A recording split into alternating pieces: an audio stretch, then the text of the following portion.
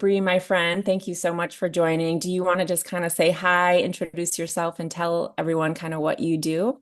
Yeah, so my name is Bree, also known as BodyByBree on social media and my business. And I specialize in helping women be basically live their best life from the inside out. So I call myself a holistic personal trainer. I focus a lot on gut health and your mind as well as your body. And I love helping women get strong. So I've been in this space for 18 years now, and I live and breathe it. And I have four little kids, and I have a little 2 year old right now, and it's so fun. But I love showing women, like, no matter how busy you are, no matter how much you have on your plate, you can be healthy. And here's how I'm going to help you do it in a realistic way. So, I love that. I love that so much. Lanae, hello. Thank you for joining. Do you want to kind of just intro yourself and then we'll just get right into questions? Do it. My name is Lanae Mulane. I've been a naturopathic doctor for the last decade. Also, a mother, a mom of a 3-year-old and 4-year-old that keep me busy. And I work at Joy and Blokes as a really kind of in the product development space, clinical strategy space, and clinical education. Beautiful. All right, great. So let's start with some questions. Go ahead and, like we said, type them in the chat. We did get a few before, so let's just start with some of those. Let's see, we will be doing that. Okay, so here's a good one from Melanie. I don't feel hungry enough to get my protein intake for the day while microdosing GLP-1s. Ideas to get it in. Do you know if semaglutide is going away? So Lanae, I know you would be great at that. What's your thought Yeah. on? So that is a great question because this is again when people take GLPs and any way, whether it be microdosing or for weight loss, and they're like people on the outside who don't have experience who think it's like an easy way out.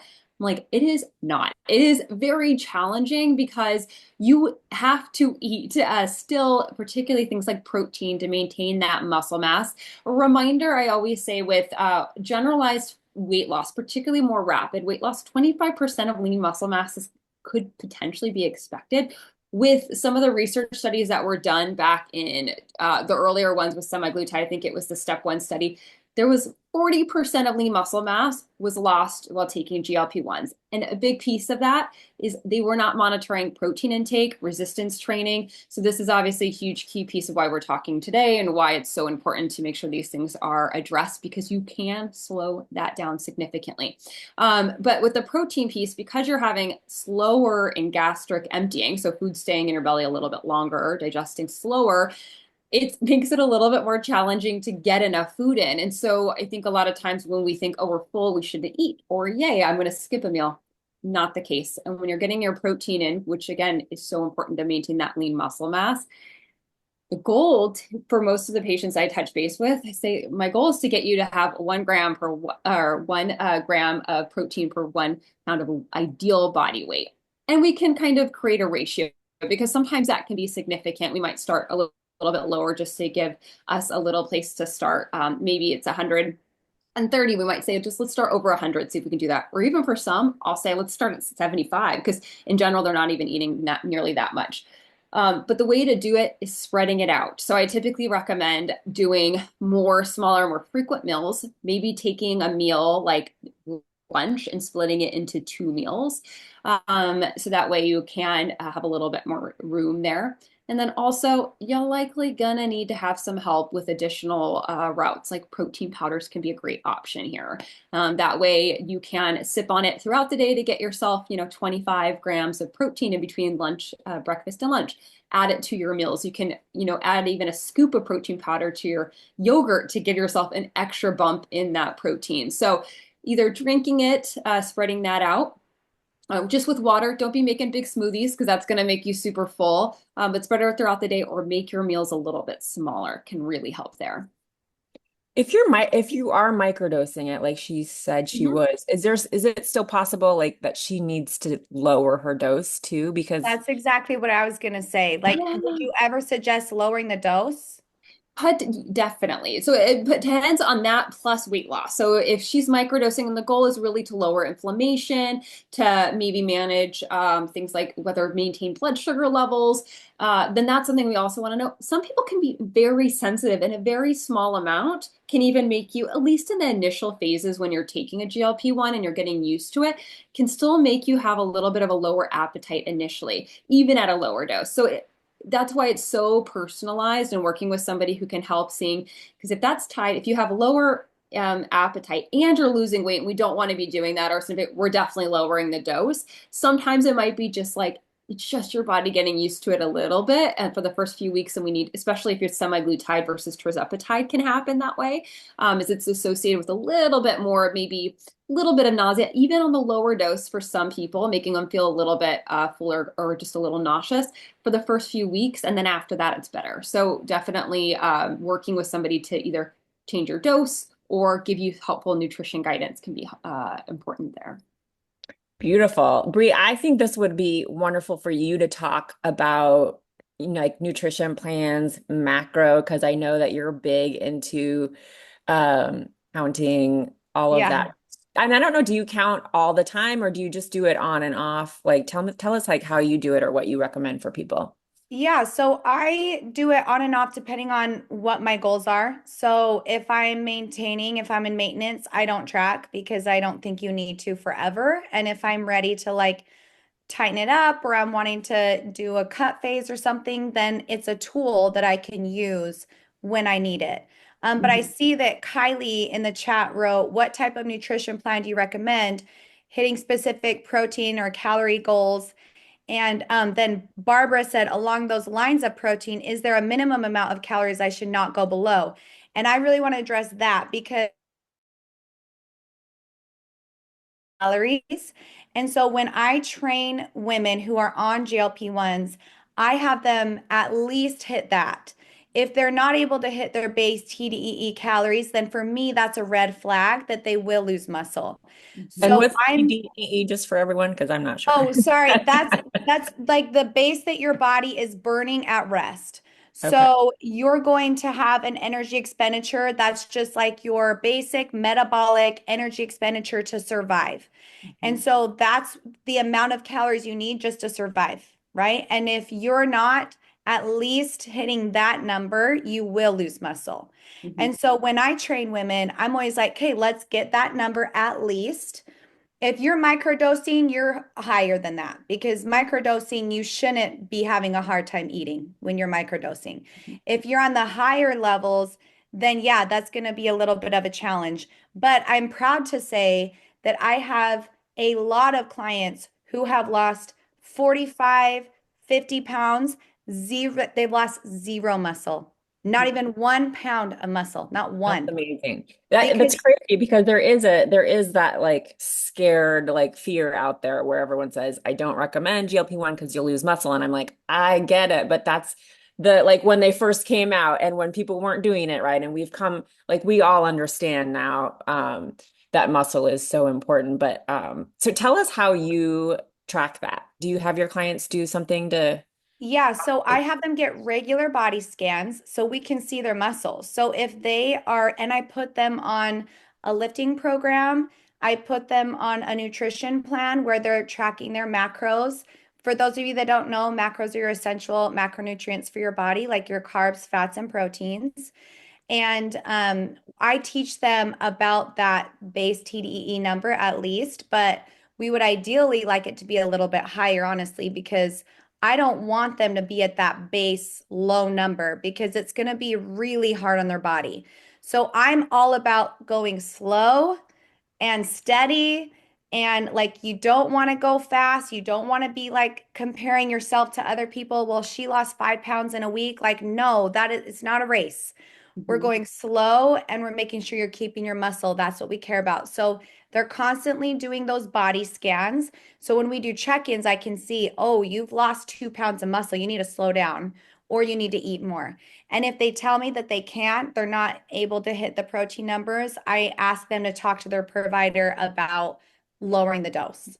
Mm. So I am really like making sure that they're fueling their body, they're lifting heavy, and they're preserving the muscle. Because what I really teach is muscle is everything. It's your fountain of youth, it's your metabolism, it's your health, it's your strength, it's everything. And so for that, you have to prioritize it. And if you start losing it, then when you get off, that's when you see those stats that Lanae was talking about, where like you either lose 40% of the weight loss is muscle, or another stat, I don't know the exact stat, you probably know, it's like 40% of people gain all the weight back.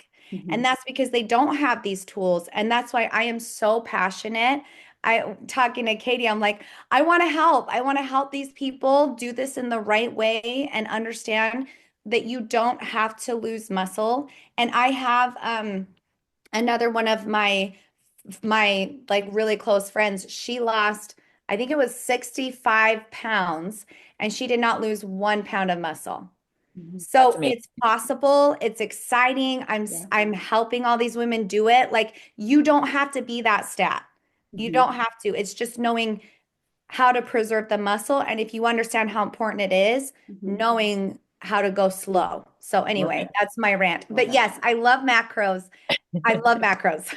Is there a certain percentage that you recommend that's in general, or is it really customized to everyone? Like if you're just going to give everyone like a, hey, this much protein, this much fat. Yeah, usually it's 30, 30, 40 would be like a good start. So 30% protein, 30% fat, 40% carbs would be a great start for somebody. Mhm. But we do like personalized macro counts according to your goals, according to what you've previously been eating, like how much weight do you have to lose? What's your lifestyle like? Are you a postpartum mom? Or and you're trying to get sleep, or are you breastfeeding? Like there's so many things taken into account that we calculate their specific macros for. Got it. Okay, beautiful. And then And I, TDEE is also just a calculation that you probably use Yeah. on Yeah. individual too. And you can find that calculator online too, like your base TDEE. You can find that online if you even just type it in chat or whatever. Yeah. Lanae, I'm also curious when we're talking about muscle. I know that like perimenopause and menopause is a time for some reason that we lose some muscle, and I know it, has to do with our hormones and all that. But I don't know if you have anything interesting to yeah, kind of I mean, explain that. everything that Bree's saying, I'm like, oh my gosh, yes, yes, yes, on so much of it. And also just about the tracking real quick, just to say, just especially initially, a lot of times, particularly women, I will have them track initially more so, being mindful, obviously, because I know there's a lot of anxieties that can come around tracking our food. But a lot of times, especially when it comes to protein, we're under eating it, not overeating it. And so I'll have a lot of women be so shocked. This is even before being on a GLP, that they're eating significantly low amounts of protein. So and nice to be able to identify that and tell somebody you need to be eating more, because it's not normally something that they hear or they think about when they're trying to lose weight. But when it comes to muscle mass in general, this is a general rule about the age of 40, give or take. Obviously, it's not a hard stop, but for both men and women, we go through something called sarcopenia, where we start to lose muscle mass at an accelerated rate, which is why it can be a little bit harder after that time frame to gain muscle. You don't see as much results as you maybe did with the same tools you used in your 20s and 30s. And that's for many different reasons. When again, sarcopenia, which happens, which again makes it a little bit harder to gain that muscle, doesn't mean you can't, doesn't mean you can't override it. It just means you have to be a little bit more mindful of what you're doing, more intentional, being a shift to making to more resistance training versus cardio specific. And then again, focusing and making sure you're getting enough foods in there, and sleeping and stress, which are also tend to be a little bit higher at that time. So yeah, it can be a little bit trickier to do. So when adding a GLP, making sure this is when adding additional therapies can be also important, because we're also going through hormonal changes at that time too. So our testosterone may be dipping a little bit, depending on where we are with our journey. Our estrogen could be going up or down before it goes down, after menopause. So there's so many different aspects that can play a part of reducing muscle mass and gaining a little bit more adipose tissue or fat tissue. So hormones, sarcopenia, and then just life when our 40s and 50s can be a little bit challenging. We have lots of things happening. And so it's just being more intentional on making sure our routines are in place and that you have support there too to help. How many times a week do you need to lift weights? And then like what else do you need to be doing as like a woman that's, aging a bit? I think workouts change depending on the stage we're in, right? Mhm. Are Bree, you do you want to asking touch me or it? Lanae? Yeah, I was just gonna say you could touch it on it. I'll touch base after if you want. Um, I mean, minimum 3 days a week. That's a minimum. That's Mhm. like you have to be lifting 3 days a week. And what people don't understand is that it's going to help with osteoporosis as well. So it's helping strengthen your bone density for when you're older. Like, and I try to tell my mom this because she loves to hike, she loves to go for her walk, she loves cardio. But I'm like, you have to be lifting. Even like as she's getting older, I'm noticing her back is starting to hunch forward and she's starting to get like a hunch in her back. And I'm like, if you were lifting, you could pull that back. It's for everything in your life. Look, you're like sitting up straight. Oh, I know, like, uh-oh. But I would say at least 3 days a week. And if you only have 3 days a week, 30 minutes a day, that's great. You could either do total body every day, or you could do lower body, upper body, and then a total body day. And I would suggest that for like a macro or a body split would be a great split. And I just wanted to say one thing. I'm checking the chat and I love all of these questions. And Misty said along these lines, can you also talk to losing inches, but not seeing that on the scale? This can sometimes be a bit discouraging for some. While I look at this as fat burning and seeing the muscle staying, but I'm not an expert, would love to hear more on this. So, this is really good. If you are losing inches and you're not seeing it on the scale, that is a positive thing because you are replacing fat with muscle. So, if you're getting leaner and you're noticing the inches are going down, that's a good thing. It's okay. You cannot judge whether you're losing fat by a scale. You'd have to go do a body scan. So that's why I would suggest a body scan. But for my clients, we actually judge how you're feeling is how you fit in your clothes Mhm. and pictures because you can tell way more than the scale if you're losing body fat. And sometimes, like when I was competing in fitness competitions, I stayed the exact same weight for like 7 weeks and I lost 4% body fat. Oh, So all I was shrinking, all of the fat was burning, but the scale did not move, not 1 pound. And I mm, lost 4% body fat because I was lifting, right? So just keep that in mind. The scale is not the best indicator of yeah. I think whether we, you're making as women, progress. we're like taught to focus on that when really it should. Maybe every once in a while you can check in on the scale, but don't use that as something you're checking every day. Yeah, because people will say, oh, I want to weigh 125 pounds. I'm like, well, what if you weighed 130 but looked way better, Mhm. right? Then who cares what you weigh? Mhm. So that's why anyway, I got on a tangent, but I thought that was a really good question to Totally. kind of talk about. Lanae, did you have anything to add to what I said? I use weight when somebody's on a GLP-1 for microdosing or not because I want to make sure they're not losing significant amounts of weight is important. Also, even when you are losing weight, I want to make sure it's not happening too quickly because that's telling me that we're too high in a dose or that we need to adjust it. So I always tell them if we were to use a scale, it's really where you are in gravity. That's all I'm looking at with that number. It's a metric for dosing. That's kind of how I utilize it. So that way we can kind of get out of our minds the same way. Muscle weighs more than fat. And I'll have a lot of people the same idea. Will say my ideal is, a number in their head, maybe when they were in high school or different things versus how they actually feel in their clothes and having that dialogue that you may get there, but you might feel like you have to even go further because you actually don't have muscle mass underneath there. That's what's going to make you feel toned and fit.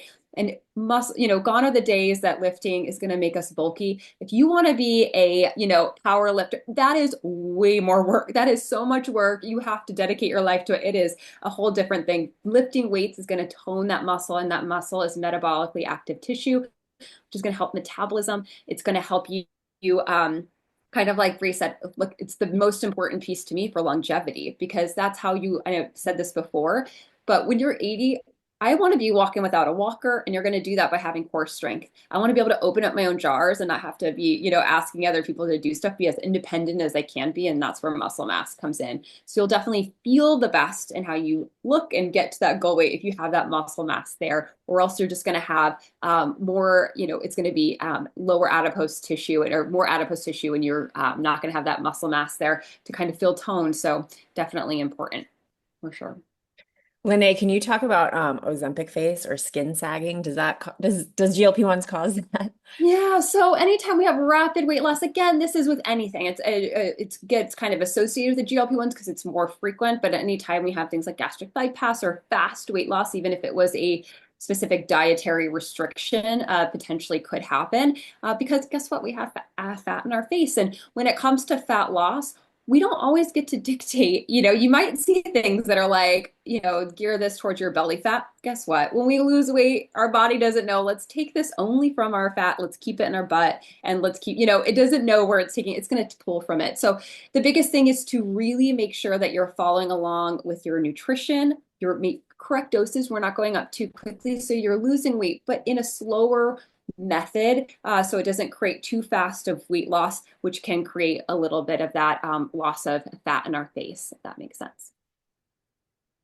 And I've noticed a lot of clients when they go slow and low, they don't get Ozempic face. If they do it in a healthy way, you don't. You look amazing. You look vibrant and healthy and fit and strong. So you don't have to settle for that. Totally. Yeah, I agree.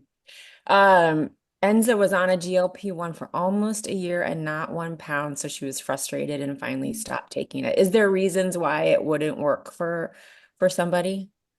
Yeah, so sorry about that. Frustrating because I also know it's costly and it's a time-consuming thing. Hopefully, all wasn't lost. Hopefully, you were still doing the lifestyle pieces too that set the foundation in place. But there's a few reasons. One could be the type of GLP-1. Some people do better with semaglutide. Some people would do better with a tirzepatide that mimics two gut hormones. It could be also thyroid related, so looking at a deeper cause, making sure there's not something else going on, which is, more thorough labs can look at that. We offer at Joy an advanced panel, which I love, that looks at like cortisol, looks at certain nutrients, as well as things like your thyroid panel, just to make sure there's not something else going on, which is something I'd look at. And then also there is, a research study that came out that 5 to 10% of people just genetically, probably there's a SNP or a genetic makeup that makes them actually immune to GLP-1s, at least the ones we have out now. So there are going to be some people, very rare, that don't respond to any of them, but that could happen. Wow, that's interesting. I hadn't heard that before. I think this question is interesting from Erica too, because she's saying feeling like people are saying they can barely eat and that's why they're losing weight. I would love you to Lanae to talk about like what the actual mechanism is supposed to be for this peptide, if you're using it right. Yeah, I think it's actually multiple aspects, and we'll probably even learn even more, particularly when they do microdosing research, which is definitely being done right now because people have found the benefit of it. So one of the things with the GLP-1, it makes you more sensitive to your insulin and also helps produce a little bit more insulin. So we're stabilizing blood sugar. By doing that, we're lowering inflammation. Inflammation can cause lots of many different things. Great when we need it for acute injury, not great systemically, can cause damage to tissues, create inflammation that can cause even weight gain in that regard. So lowering inflammation, and this is where microdosing can be incredibly helpful. And the inflammatory part for things like, again, this is not research is coming out, but things like joint pain, people can note where they're like, man, my joints feel so much better. Or just even a little puffiness or a little bit of bloating can be beneficial by lowering that inflammation. So we're stabilizing blood sugar is one piece of it. And then slowing gastric emptying is a second. So definitely you're not, one of the pieces you're slowing down, so you tend to not eat as much. But it's not just the caloric intake. We tend to not overindulge in other things either. So if we're not having the big hikes, spikes, and dips in our blood sugar, then we're not, gravitating towards maybe a little less nutrient depleted foods that are going to raise and decrease our blood sugar, not giving us a lot of the macronutrients that are so important. So that can be a piece. So it's overeating sometimes the negative things. By doing a GLP makes you not crave those things as much anymore. Slowing gastric emptying, so you are decreasing your calories because you're not as hungry, and then lowering inflammation by balancing blood sugar are some big key pieces there. Is And there, it is there, also it takes that glucose, sorry, that insulin, and it also does help make it more deliverable to things like muscles, which you can also do by walking after you eat or lifting weights. When you lift weights, you create more space, glucagon spaces in your muscle to be able to add some glucose into glucose storage, they call it, into your muscles. So it's a good reason to also make sure you're doing that exercise piece or walking after your meals as well to help support blood sugar. mm. Do you, how, is there, I don't know if there is any studies on how long you could be on a GLP-1 safely. I know that they've been around for longer than we know, something like several decades now, but is there any guidance there on Yeah, how long you can be on one? I got that question too. Do you need a cycle? Do you need to cycle it if you're microdosing, or do you? Mm. Yeah, I think there, to be honest, there isn't necessarily a standard of care for particularly things like microdosing. There isn't necessarily a standard of care there because it's newer in that aspect. I think there'll be more upcoming research happening. I think it's definitely personalized. If somebody's feeling incredible at a very low dose, able to get all their nutrients and feeling really good on there, to sustain that can be okay. The, half-life of normally of a GLP is 5 days. So if you stop taking it or you decide to spread it out, again, it's not, if you say I'm going to take it maybe the second half of my cycle to decrease sugar cravings before my menses, there's different ways we can utilize it. I do recommend, though, somebody is microdosing sometimes to take a little bit of a break, see how your body feels without it, make sure you're still needing it. If we're putting all the nutrition pieces in place and movement in place, and we now get inflammation lower on the GLP-1, let's see how we do without it after a period of time. Do we still have some inflammation? Or are we feeling okay without it? So there's definitely some places to move around a little bit there. Mm. Great. And then Bree, do you have recommendations on protein stuff? I know that sometimes it can hurt people's guts and be sensitive to different kinds, but I know you know a lot about, bars, protein powders, that kind of stuff. Yeah, so I always suggest get your protein from natural sources whenever possible, but Mhm. I even have my own protein line. Like sometimes it is so convenient and so great to get like a high quality grass-fed whey protein isolate. That's so helpful, especially like what Lanae was saying when you're having a hard time eating a lot of protein. I think that like what I would suggest for my clients is like one shake or protein bar a day. Like you don't want to do multiple, you don't want to do multiple bars because it will make you feel bloated. Um, but what I suggest for protein specifically is try not to get fillers in it. Like not to toot my own horn, but we do digestive enzymes and probiotics in our protein and it's low lactose. So it's specifically made to make you not feel bloated.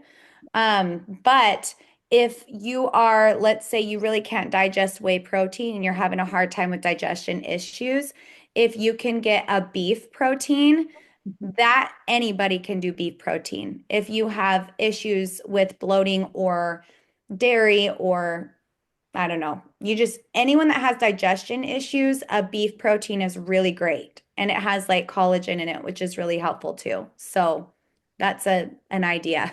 I also, Amazing. oh, what?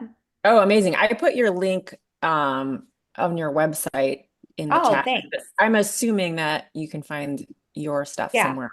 Yeah, Supplement. under supplements. Yeah. Thank you. I was gonna say also little tricks too with on the protein front, like Lene was saying.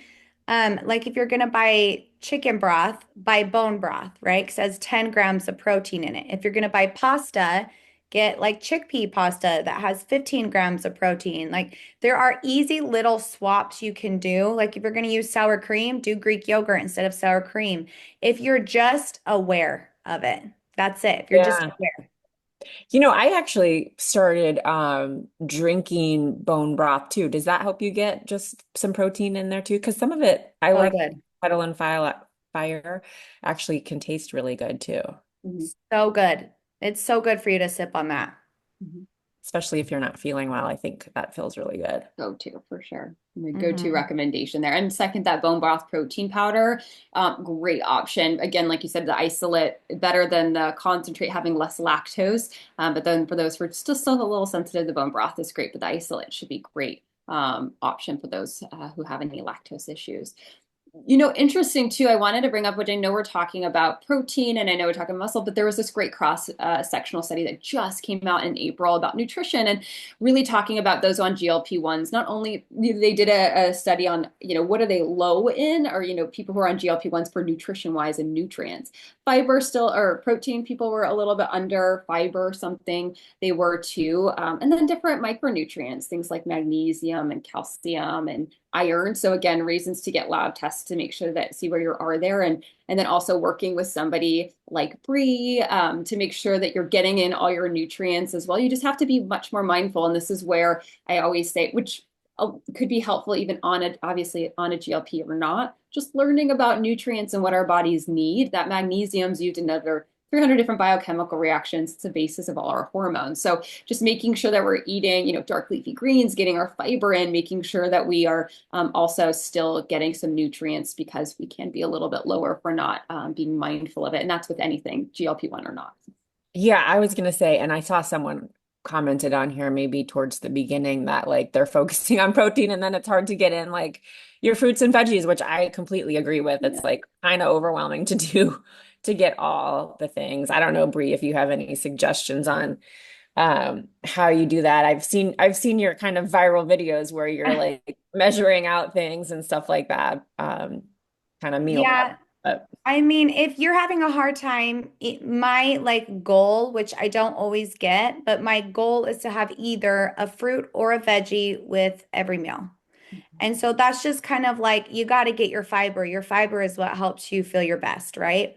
So if you're having a hard time doing that, then you can find I really like greens. I really like greens drinks. Like, Mhm. I'm sorry, I'm not trying to be like my stuff, but I have a greens Mhm. specifically for this. It has 9 grams of fiber, and it's all of your like micronutrients that your body needs blended together in a quick drink. So if you mm, can find something like that where you can blast your system first thing in the morning. You're starting off with 9 grams of protein first thing in the, or 9 grams of fiber first thing in the morning and all of those nutrients. You're going to feel amazing. And Mhm. that's like just getting you ready for your day. So I'd say like a greens drink, a really quality one that's organic, not sprayed with pesticides. I'm kind of a freak about this stuff, but 100%. We're with you. yeah, like that can definitely help. And then just, I think honestly, slow little goals. Like try to have a fruit or a veggie with whatever you're eating. And if you start small, it doesn't feel so overwhelming.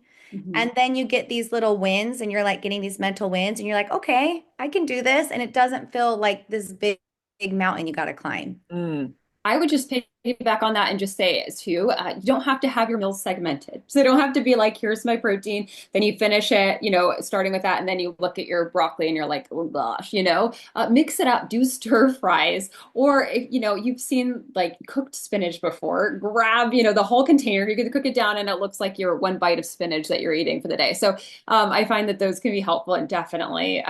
I want to check out that green drink also for travel. That sounds like lovely Yeah, for plane it's flights and stuff awesome. to We have that just got a new option. flavor. It's tropical, so it's like a peach mango. It's so good. Feels like you're on mhm. vacation. Nice. Yeah, I will check it out too. Um, so Chelsea's asking, she struggles with undereating and then binging. She forgets to eat and then kind of goes the other way when she realizes probably her blood sugar has crashed. Is GLP-1 an option in that case, Lanae? Well, I would be first just do a lot of nutrition education around making sure that, also even before generating a GLP, I would want to talk about just the foundation of food. Why are we, not doing that? Are we stressed? We have busy lifestyle. Where can we do? Food is a foundation. We need to take time and not only eat, we need to sit down. We need to like digest our food and not be like running and eating on the go. So I would, regardless of starting a GLP or one, I would or not, I would want to make sure that we talk about that and just figuring out places that we can make sure food is in because you're gonna have to actively work at making sure you're getting enough food in, which means I want to make sure you're eating throughout the day. So we can't just be waiting all the way until the end of the day. Also, could drop our blood sugar a little bit lower, which is not going to make us feel super great. So I would be first educating, and then we're going to talk about spreading that out to have it throughout the day. And you might notice too, with being on a GLP, we're not going to have the ups and downs as much with the spikes in blood sugars, where we like are craving or maybe binging. It can help with that if we tend to binge a little bit. But we're going to have to, you might not have those hunger cues. So if you're not implementing the lifestyle pieces and have it in your routine, you might go all the way again until dinner without eating because you're not having a lot of the hunger cues it's telling you. So I got to make sure that we put it in your routine and you have it in place first, before I would want you to start one. Very, very true. Yeah, I would agree with that. Um, what else do we got here? We got a few other ones. So Laura's saying she's done blood testing on a hormone program. She's lifting zone 2. Protein macro is amazing. But she can't lose inflammation and 20, 30 to pounds gained from having kids. Mm. I'm interested in GLP-1, but concerned it might be hard to get soon. Oh, well, that's our ever evolving story, isn't it? We know that there's always going to be access to the branded versions, right? And they are coming out with different dosing that's lower, thankfully. Like who is it that came out with the Zepbound, Eli Lilly, right? Mhm. That's a smaller dose than the original. And then there's new stuff coming out, I know later this year, different versions. We can still compound GLP-1s, and it's on a case by case basis. So if you're talking to your provider and they decide that that is, the best option for you, it can be compounded. Things are evolving with lawsuits, so we can't be sure. I don't know, Lanae, if you have any other industry-wide views on that, but there will always be access of some kind, but it might shift a little bit here and there. I think exactly what you said. And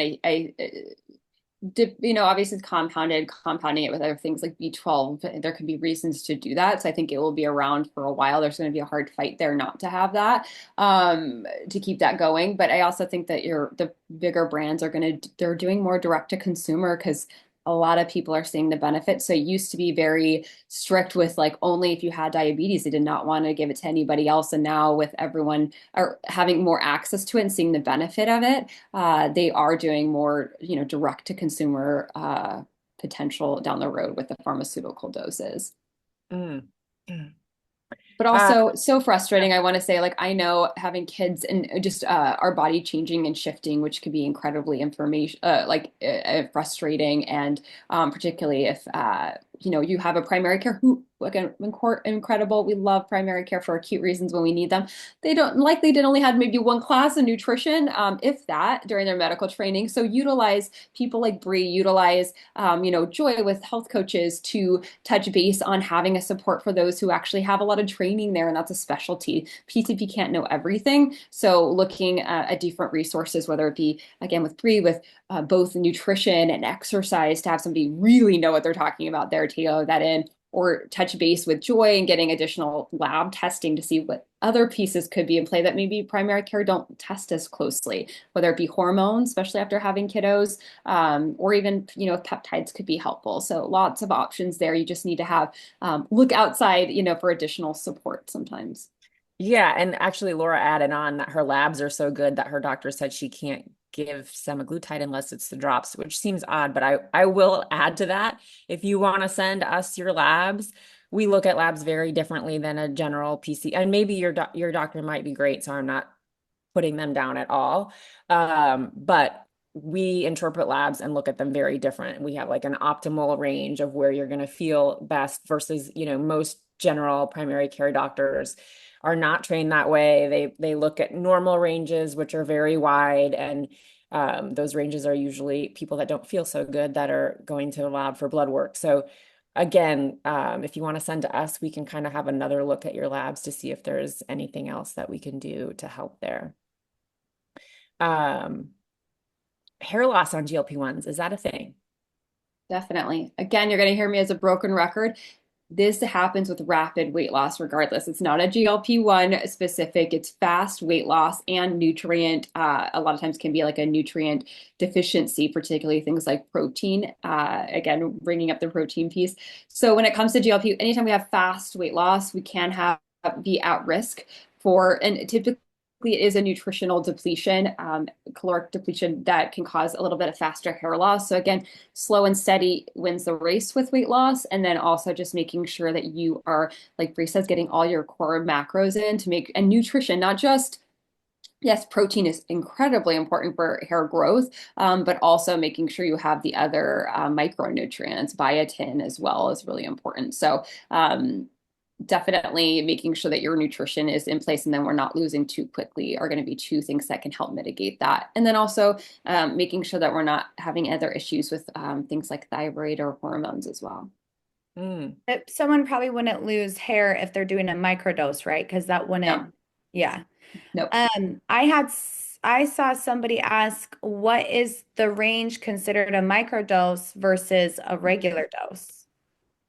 Again, there's no necessarily hard specifics for this, and it also depends on your concentration of your GLP-1. So I cannot say for everything, but it's going to be typically up to where the starting dose is for GLPs. So, for example, if a tirzepatide standard dose for a 10 milligram milliliter vial would be like 2.5 milligrams or 25 units, that would be the top of my microdose. So normally I would start them at half of that. So I would do anywhere between 10 to 12.5, see how they do there. There's no, after 4 weeks, we're increasing. It's how you're doing. Sometimes I might have to go down. If they're like lost some weight, not feeling good, again, appetite's low, we're going down lower. If they're doing okay, notice some benefit, but we might adjust a little bit more, maybe going up to that 12, 25, 2.5. Something like semaglutide might be 5 units. Starting at 5 could again be a little bit lower. The concentrations are going to be a little bit different, but between anywhere like 5 to 10 could be a good place, maybe up to 15, but definitely on the lower end there.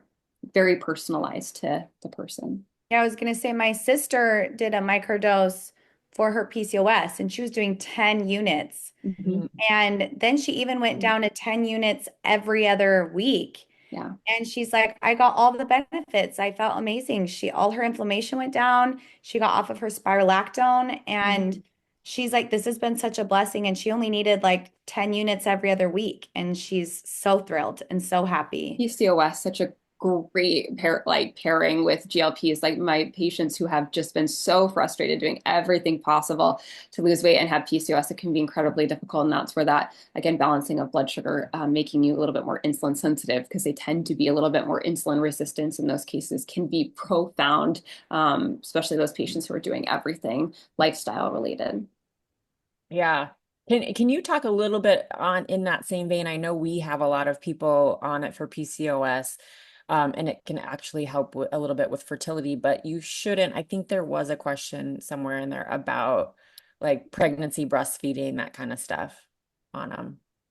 Yeah. So you may remember there was a wave of Ozempic babies, and part of it again was probably that balancing of blood sugar, could have been weight loss that can make affect hormones a little bit there.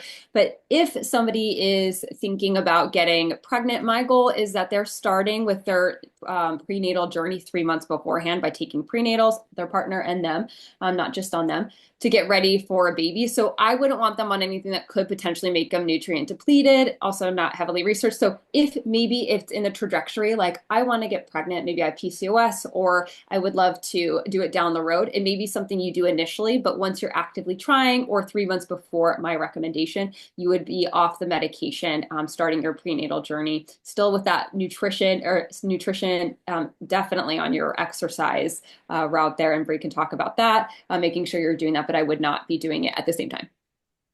And not when you're Breastfeeding. Also, just, breastfeeding is one of those things that you'll see it with even supplements as well. Well, first of all, you need a little bit more calories when you are breastfeeding. You are producing, not only do you just grow a human being, but now you are producing milk for that baby. And it does take more calories to sustain that milk. And if you are on a GLP-1 and you're lowering or potentially decreasing your calories, this is again for higher doses. I can't per se on microdosing, but I would probably say there's not enough research to just show, so I would not do that of transfer. And I'd have to look at the research for that. But also, if you lose weight too quickly after having baby or you're not eating enough calories, your milk supply is going to decrease significantly. So I would have a serious conversation of starting that after postpartum and after breastfeeding.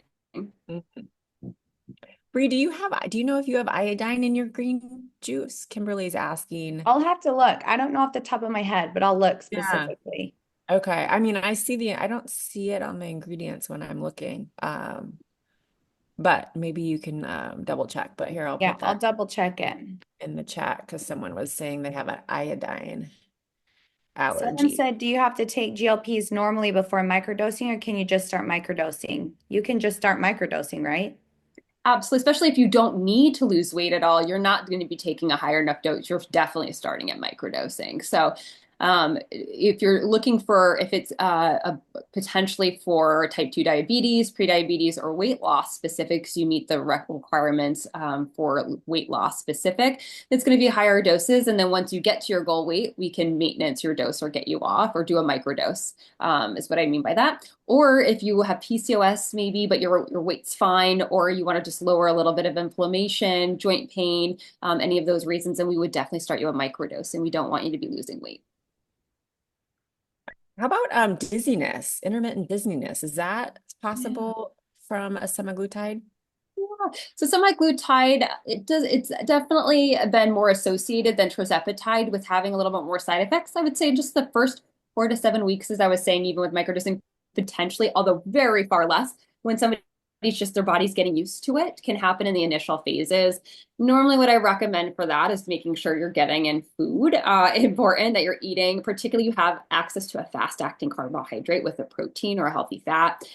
So that way you're stabilizing your blood sugar because it is, again, releasing a little Blood insulin, making sugar you more thing. Yeah. sensitive. So you could have a little bit of dip making you not feel great. So grabbing something fast-acting carbs, that could be berries. It could even be crackers paired with a protein. So that would even trail mix. So you're having something that's going to spike it up so you feel great immediately.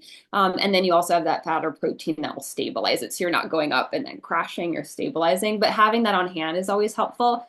Making sure you're extra hydrated to reduce any issues with headaches. And then GERD, because you're slowing gastric emptying. Sit up when you're eating. Don't drink too large amounts of water while you're eating. And don't lay down for an hour after. Can you swim? Can you swim? Did your parents always tell you can't Oh yeah, swim? exactly. Follow that rule. Exactly. You don't want to be going swimming right now. Okay. All right. Did we miss anything else? Any other questions? Someone said, how long does it take to feel the effects? Mhm. Oh, that one's interesting because I think everyone is so crazy different. And Lanae, you have great experience here, but like I'll see some women that are like first dose right away. They're like, whoa, I feel it. And then some people, I've had friends that are like it like nothing for a month, and then all of a sudden it's like it kicks in. So I don't really understand why, but I do believe everyone is very different in how they react. Absolutely. It can be dose specific. It can be many different aspects, but some people may not feel it on the starting dose and they need to go a little bit higher to feel the benefits. Some people actually don't feel too much, but their weight is still changing. So it's very different for everybody, but fine tuning your dose, making sure you're taking it correctly, and also just how long you've been on it can be different factors to how you're going to feel when it comes to the effects. I have a Amazing. question for you. My sister just asked me this yesterday because she's doing it for PCOS, and she's like, I just saw something online that said that this is going to ruin my gut microbiome. And I was like, actually, it's the opposite. It helps your gut microbiome if you microdose. Is that correct? Like, So again, I think research is still out there on that. I think the thought, and I did see a little bit. I unfortunately didn't read. I think that I saw a podcast about this recently, but I didn't watch it. Also, I don't want to speak on anything until I view it all the results. The biggest thing, so slowing some gastric emptying, your body is meant to have peristalsis and move food down, so it's doing it a little bit slower. I think again, when paired with somebody like Bree that's focusing on your nutrition, when I get people who are on GLPs, they're normally eating healthier than they did before they were on them with me because I'm so focused on their food and making sure they're getting in that fiber to feed the good gut bacteria, because that's going to be so important. I think the thought was just the slow gastric emptying. I think it's too soon to know in the sense of larger amounts. If you were just doing it on its own without any nutritional counseling, could there be, not sure, potentially, but if you have, you're eating enough of your protein, your fiber, you're getting in some of those micronutrients, you're drinking water. A lot of times patients are eating healthier than they ever have before. So to me, it's all about your support system with that. I don't think it's a general rule for everybody. It's just like the muscle mass. If you sit back and you take it, likely, with some of those research studies, you're going to lose more significant muscle mass if you're paired with someone like Bree, who's talking to you about your resistance training and you're getting enough protein in. Your risk of losing muscle mass could be none compared to some of her patients. So it's really individual and your support team, I think, around you that could determine that. My thought process around it was, well, if you're lowering inflammation, that's a great thing for your gut health. And if you're microdosing, you're not slowing gastric emptying to the point where it would. Yeah. And so I'm like, lowering inflammation is so healthy for your gut. So I was like, I feel like if you're microdosing and you're doing it in a healthy way, that would be beneficial. So anyway, I'm glad you I answered would say that you're probably, and I'm not sure about that, she's specifically talking about, they're probably thinking about it on the larger scale for higher doses, definitely different on microdosing levels. You're right. And you have to remember that when you're listening, I think to also podcasts, they're thinking of, I think when I hear them talking about a lot, it's either people don't have a lot of support, they're not measuring through things like a body composition, like you were recommending, or they're not doing microdosing. So you have to be mindful that way on taking it with a grain of salt and really asking, like, how is this person taking it? What is their support system? What is their health? There's so many aspects to play. So just be mindful when you hear sometimes some fear, like tactic things out there when it comes to GLP-1s. I like this question too. Do you have to taper off or can you just stop taking it? So there's absolutely no issue. There's no titration that you have to do. You don't have to wean off. It's not like a steroid like that where you have to wean off of it. So if you had to go into surgery and you were scheduling that for, a month out, you're going to want to start it. You have to touch base with your surgical team, but likely 2 to 3 weeks before. So you can just stop and then start back when you get back, when you're able to. So you can just stop it. There's no harm in doing that. If you do not have the foundational key pieces in place, things like appetite, again, this is for higher doses, appetite can kick back in. And if you don't have those kind of key fundamental pieces of how to pair your meal with, like you're saying, a carb with your protein, all of those, then sometimes it can be harder to figure out food options. But otherwise, I tend to say once you hit your goal where you want to be, if this is higher doses, I cut your dose in half and then I go down to where you're still feeling the anti-inflammatory, that microdosing phase, but we're not continuing to lose weight. If you're microdosing, you can stop. Like your sister-in-law, or I think it's your sister who did every 2 weeks, you're doing it. Again, the half-life is technically 5 days. So she's spacing it out a little bit. So there's not necessarily a titration you have to follow. I have one more question. Yeah, go for it.